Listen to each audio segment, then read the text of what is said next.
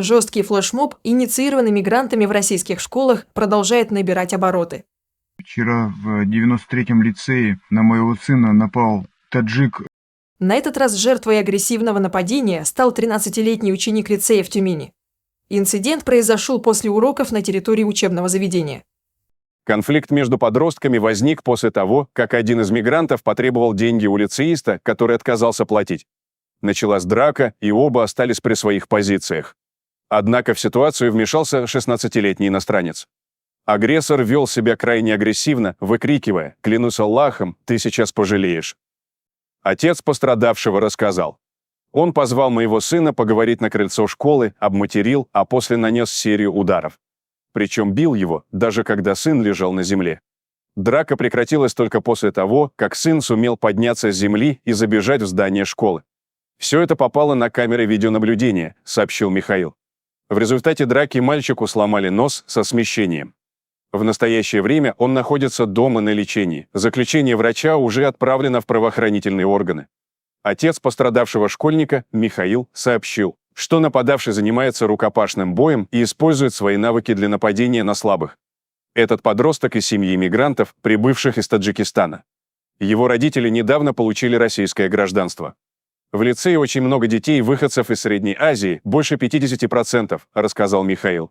Мужчина добавил, что молодой мигрант агрессивно ведет себя и с другими учениками лицея, регулярно устраивая мелкие конфликты в стенах учебного заведения. Не знаю, какие у него мотивы, но он постоянно издевается над ребятами славянской внешности. Татар, узбеков и других нерусских детей не трогает, причем ведет себя вызывающе не только с ровесниками и ребятами младшего возраста, но и со взрослыми. Социальный педагог мне вообще сказала, что зря мы во все это ввязались, и посоветовала не трогать этого подростка, поделился Михаил. По словам Михаила, он пытался поговорить с обидчиком сына, чтобы узнать причины такой агрессии. Однако подросток заявил мужчине в лицо, что ему ничего не будет за эту драку. Родители агрессивного мигранта подали заявление на Михаила в полицию. Его обвинили в том, что он пытался избить обидчика своего сына. Разговаривал я с ним в школе, где установлены видеокамеры. Бить его я не пытался. Но родители мигранта написали на меня заявление в полицию. Удивительно, что отец этого мальчика вполне вежливый человек, даже поздоровался. Почему у его ребенка такое поведение, неизвестно, рассказал Михаил. Михаил отметил, что он вместе с сыном также подал заявление в полицию по факту избиения. На данный момент инцидентом занимается отдел по борьбе с экстремизмом. К делу также подключились активисты из русской общины. Пресс-служба УМВД по Тюменской области подтвердила информацию о произошедшем инциденте. В ведомстве отметили, что возбуждено уголовное дело по статье УК РФ «Умышленное причинение средней тяжести вреда здоровью». Проводятся следственные действия, направленные на установление обстоятельств произошедшего, сбор доказательной базы, добавили в УМВД. Отметим, в российских школах участились конфликты с участием детей-мигрантов. Юные иностранцы беспричинно избивают детей и снимают это на видео. Только за ноябрь известно о 5 таких случаях. Происходящий беспредел в российских образовательных учреждениях депутат Госдумы Михаил Матвеев сравнил с движением БЛМ «Выруби белого», появившимся около 10 лет назад в США и спровоцировавшее рост ненависти и насилия. По мнению политолога Максима Дерябина, возможно, в семьях детей учат кулаками отстаивать свои границы и на оскорбления реагировать насилием. Некоторые религиозные течения народов это даже поощряют, если деяние совершено в целях защиты.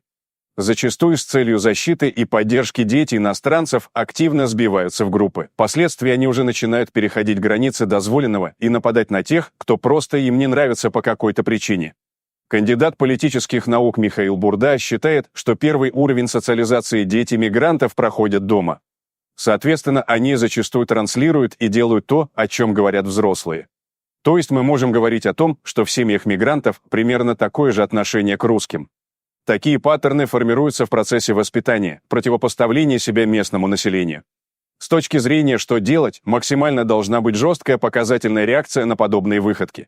Если возможно по возрасту привлечь к уголовной ответственности, то обязательно привлекать. Никаких скидок на то, что это дети, заявил эксперт в разговоре с журналистом. Тем временем в Госдуме РФ готовят законопроект о запрете приема в российские школы детей-мигрантов без знания русского языка. Председатель Думы Вячеслав Володин в своем телеграм-канале провел опрос мнений на этот счет. Инициативу парламентариев поддержали практически 100% подписчиков. Как мы с вами обсуждали ранее, готовим к внесению законопроект, который установит запрет на прием в школы детей-мигрантов без подтверждения знания русского языка. 96% участников опроса поддержали эту инициативу. Анонсировал Володин и работу над документом, по которому трудовым мигрантам могут запретить перевозить семьи, что тоже окажет влияние.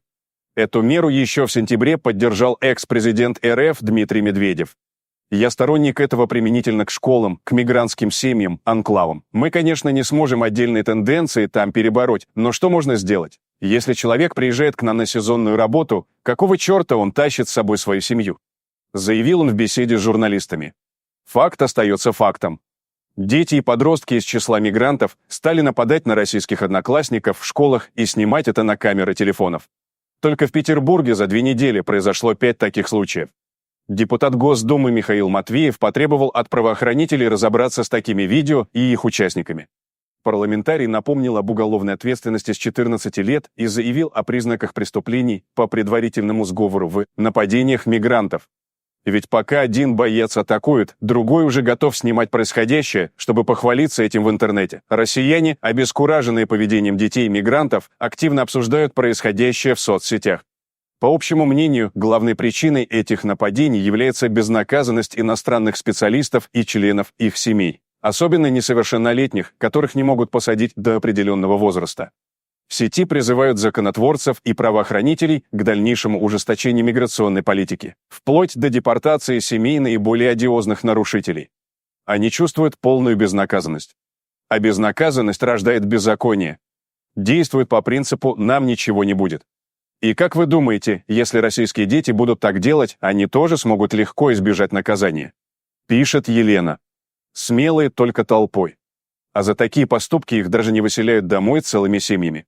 А надо отправлять, в том числе тех, кто уже обзавелся российскими паспортами. Зачем нам такие граждане, делающие нашу жизнь небезопасной? Пишет Ирина. Есть еще один профилактический метод, который не упомянул господин Матвеев. Перестать завозить в Россию мигрантов на ПМЖ со всеми родственниками, пишет Феликс. Сообщаете, что глава Следственного комитета России дал поручение предоставить ход расследования по факту произошедшей драки. Напомним, конфликт произошел в одной из школ Тюмени. Там группа подростков-мигрантов требовала от одного из учеников встать на колени и просить прощения. Так как последний отказался это делать, между подростками произошла драка. Инцидентом уже заинтересовались в прокуратуре Тюменской области, городском департаменте образования, проводится проверка. В СУСК по Тюменской области по факту драки возбуждено уголовное дело по статье «Хулиганство». А что насчет всего этого думаете вы, уважаемые зрители? Делитесь своими мыслями в комментариях и не забудьте подписаться на наш канал, если вы этого все еще не сделали. Всем добра, всем пока!